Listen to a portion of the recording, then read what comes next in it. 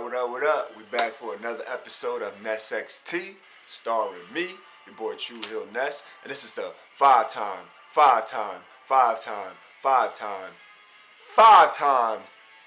fifth time that I've been on the True Hill Heat YouTube channel with these Ness-XT segments.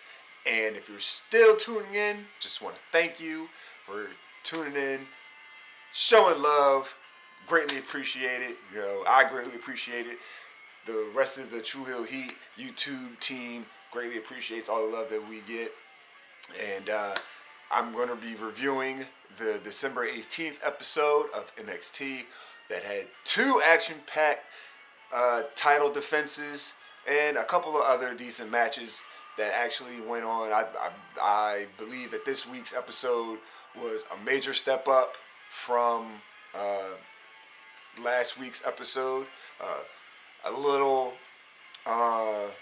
apologies, I'm a little late with this, been swamped with work, and I actually recorded my episode last night, but I was a little drunk, so it was a little slurish, and the camera wasn't focused or anything, so I'm redoing this now. I'm just giving you guys, that's why it's a little late. First match on the card was NXT Championship match between the reigning, defending Adam Cole, baby, against Finn Balor. Clearly you hear the music in the background. This match, I'm going to be completely honest, it was an okay match. Okay to good match. I was expecting a lot more out of it. I don't know. I'm not saying it was bad. I just think that I was expecting a little bit more. Definitely had a lot of good spots, a lot of good attempts. Far as like Adam Cole was attempting a couple Panama Sunrises, and he was getting them countered by Finn Balor. It was like the suspense of, oh my God, is he really going to hit this? Again, both guys jockeying for position during the match. Trying to come out with their dominance. It was a fairly even match back and forth between both men. A lot of stuff that I liked was the competitiveness between both guys. Both stars in WWE, not just in NXT, just all of WWE. For what it was just basically an interim feud and title match to progress these guys on to where they're going. I'm still Team Keith Lee. So I think that, at the next NXT TakeOver is going to be Adam Cole versus Keith Lee for the NXT Championship. But they just got to keep Adam Cole busy, obviously, up until then. And again, moving on to another feud for Finn Balor. At the end of this match, Johnny Gargano made his return to Full Sail. Pretty much distracting Finn Balor, distracting the referee. He gets hit with a low blow from Adam Cole, and then hit with a last shot, and Adam Cole retains.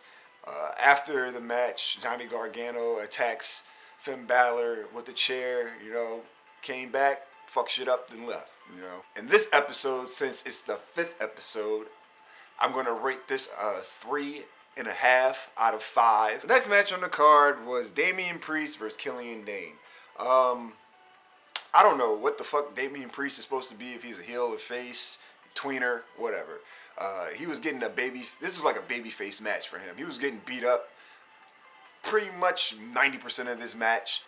Again, at their TakeOver weekend, he suffered injured ribs. He had the kinesio tape on.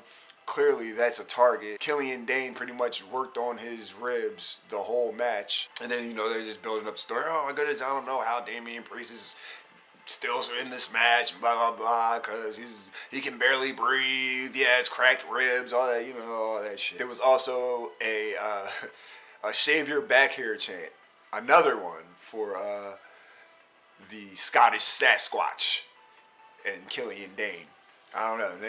He's just a hairy motherfucker. I don't know what to tell you guys. They're going Full Sail gonna keep chanting that shit, and then because they're gonna stay hairy. It was alright. Again, it was alright for what it was. I don't know what these guys are doing.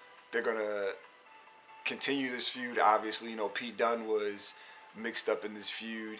He seems to be out of it at the moment, but who knows? They might just try to put these guys back together. But again, out of this match, out of 5, I say it was another 3.5. 3.5 out of 5. If you're a fan of either guy, then you can watch it, but it's just nothing crazy for you to go out of your way to go see. I know somebody from WWE NXT management is watching these segments, because whenever I have an issue with Kushida and Cameron Grimes, somebody either responds in a good way or responds in a bad way. The past 2 weeks, it's been bad. This week, it's good. This match was an extremely obvious improvement from the last time these guys met each other in the ring. They got way more time to show what they can do. Had a way better match. Cameron Grimes won the match with the double stomp, mushroom, like the standing mushroom stomp that he does onto his opponents, pretty much like out of nowhere on a rebound type of thing.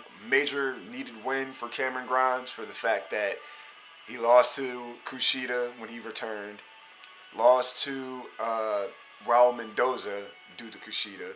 So again, like I said in the episode where I was talking about their match, their initial match, Cameron Grimes can go with the best of them in NXT, and he just needed the opportunity to show that, and that's exactly what happened in this match. Again, if you saw that match that they had, I think it was like 2-3 weeks ago, maybe. I think it was 2 weeks ago. You really didn't get much crazy amount of offense in that match, but in this match, him and Kushida both got to show that they definitely deserve way more than fucking 6 to 8 minutes in a match. Again, Kushida being one of the best wrestlers in the world, the former ace of the New Japan Pro Wrestling Junior Heavyweight division. Very, very excited.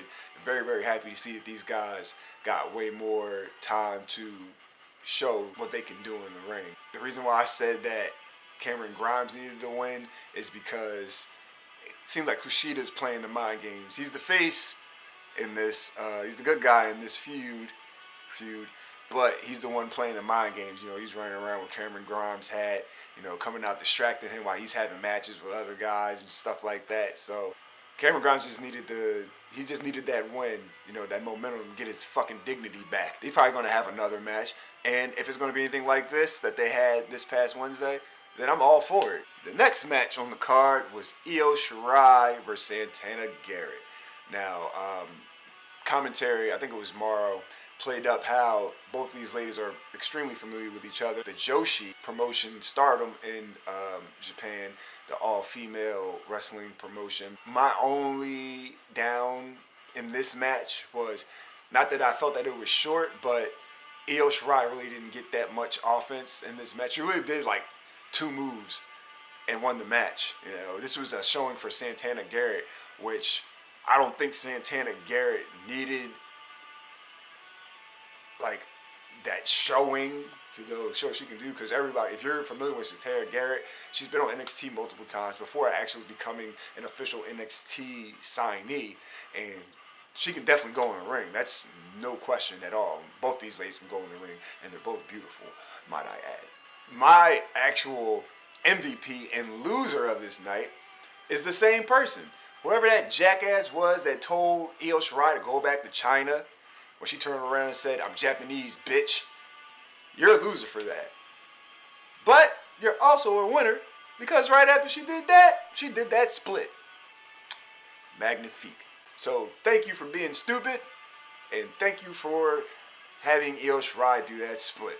I would watch the match, honestly, just for the split that Io Shirai does before the match starts. Kudos to the ladies for making use of the time that they got. The match was somewhat short, but they made great use of what they had. They're promoting the Worlds Collide event that's going to take place of Royal Rumble weekend. I think Royal Rumble is the 26th January.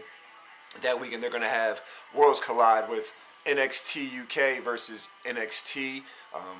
The next match on the card had, again, another showing of NXT UK talent Travis Banks across the pond to face his former NXT UK, now exclusive to NXT brethren, Pete Dunne.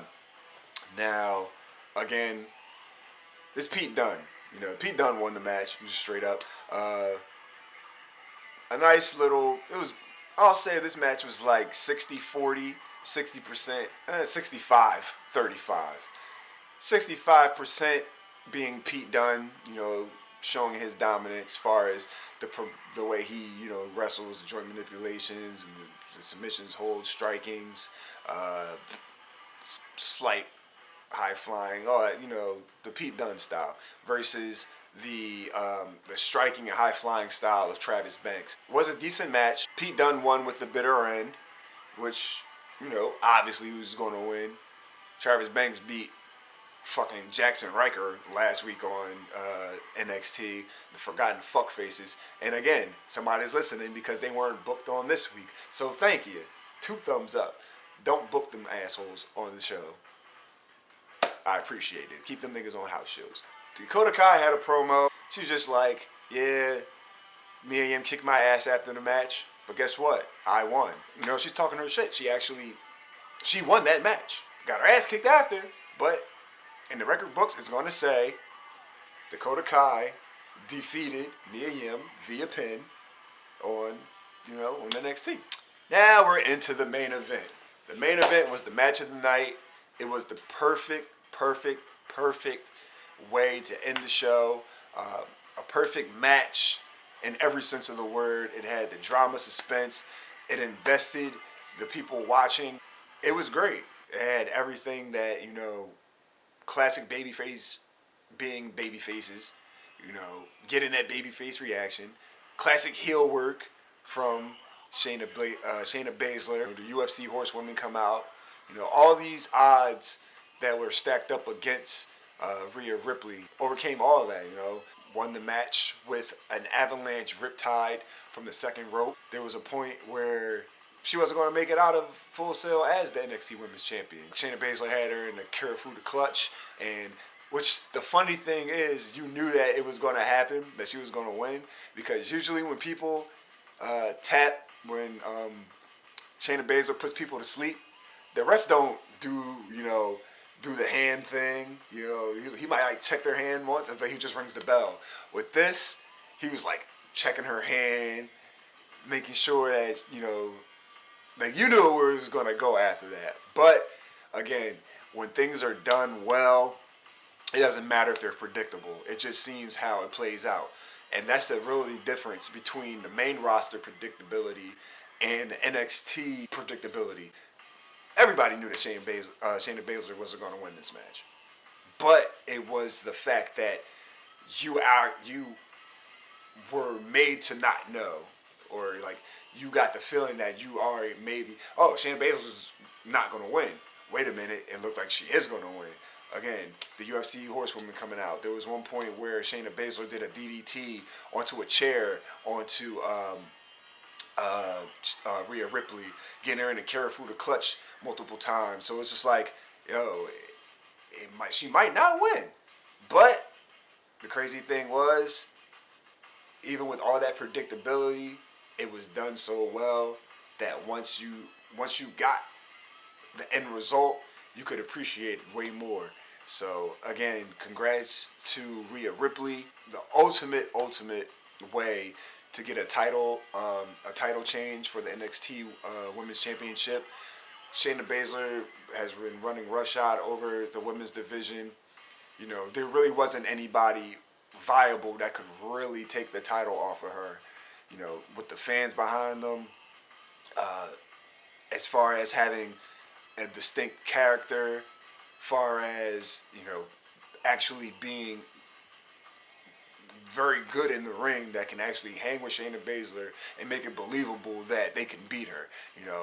There's people that have had elements to those elements, but nobody that had all of those elements in one, like Rhea Ripley. And then once the match was done, the NXT locker room comes out, fans from the crowd come out. It's like a mosh pit in the ring. Lifts up Rhea Ripley. They're all celebrating with her because it was a real good feel-good moment. Again, if you've been watching her rise in NXT, it culminated with where it should have happened, with her coming out on top, going over the top heel of the women's division and becoming the new NXT Women's Champion. Oh, I didn't rate the other matches. I don't give a shit. This match, I give like a 4.5 out of 5. Again, because it was a good match. Great match, I'm sorry. A great match. I'm going to reiterate that. It was a great match, not only for the actual in-ring ability from both ladies, but again, the storytelling of overall the match that, again, had myself invested, obviously had the Full Sail crowd invested, and I'm sure those at home that watched it made them invested as well. Is this the fucking Forgotten Son song? Yes, it is. I'm just now noticing that. Who? I gotta take that shit off. That was this week's episode of Ness-XT. Next week's episode of NXT is going to have Roderick Strong holding an open challenge for the North American title, and also a tag team match between Lio Rush and Keith Lee versus Damian Priest and Tony Nese. Lee and Rush make sense tagging. These guys have history both wrestling and Evolve, and they had their little interactions in NXT earlier in the year. Damian Priest and Tony Nese, I have no fucking idea why they're tagging together. I guess because they're both from New York and their names kind of rhyme, Priest and Nese. NXT's next week's episode is pre-taped, obviously because it's Christmas. So that's actually very, very fucking good because, these guys should be home with their families, not, out wrestling for you selfish assholes that don't want to be home with your families on a holiday. Straight like that. This was the fifth time that I've been on the True Hill Heat YouTube channel with Ness-XT, starring me, your boy True Hill and Ness. Remember, guys, to drop a like on the video, leave your comments in the comments section, leave your thoughts in there, and subscribe to the channel and show love to all the other segments on the channel. Also, again, like us on Facebook, True Hill Heat. Follow us on Instagram, True Hill Heat. Follow us on Twitter, True Hill Heat. And as for myself, you can follow me on Twitter and Instagram Twitter is skinny_Kravitz. At Instagram is _skinny_Kravitz_. Thanks for tuning in, and we will be back next week with another episode of Ness-XT. Boom.